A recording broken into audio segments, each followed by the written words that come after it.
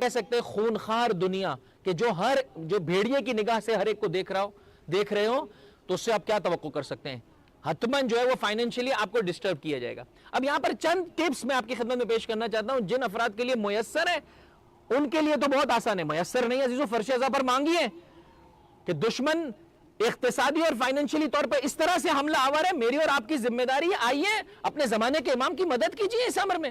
Number 1 آج سے یہ طے کر لیں، جیسے کہ کل کی گفتگو میں نے آپ کی خدمت میں عرض کیا تھا کہ حرام کی جانب قدم نہیں بڑھاؤں گا۔ زوجہ کی، ماں کی، بیٹی کی، بہن کی ذمہ داری ہے وہ بھی اس سلسلے میں اپنے گھر کے جو کمانے والے افراد ہیں ان کی مدد کریں۔ اگر خدا نہ خواستہ حرام لا بھی رہا ہے تو کہا کہ نہیں یہ ہم استعمال، میں جانتا ہوں عزیزوں، بیٹے نے خود آ کر کہا کہ ایک مرتبہ میں جو ہے وہ کسی جگہ سے مجھے جو ہے وہ فار ایگزامپل ایک اشیاء کا جو ہے وہ ایک مثال کے اوپر 20 کی تعداد میں وہ اشیاء مل گئی کہ جاؤ یہ گھر پہ لے آؤ، کھاؤ پیو جو ہے وہ، تو کہہ رہے ماں کی نگاہوں میں واضح تھا بیٹا یہ واپس لے جا،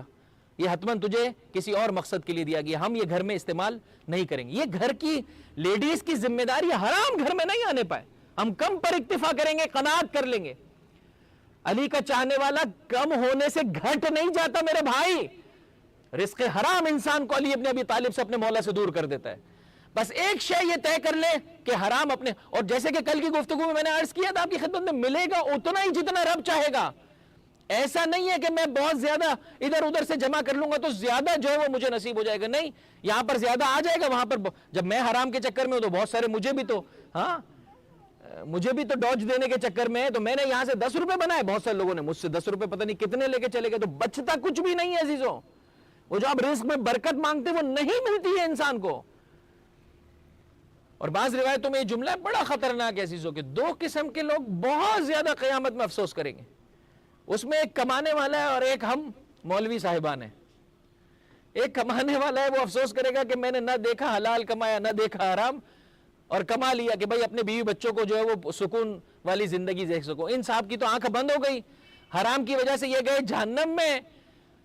بیوی بچوں کو اللہ نے توفیق دی، انہوں نے اسی پیسے کو حلال طریقے سے استعمال کیا،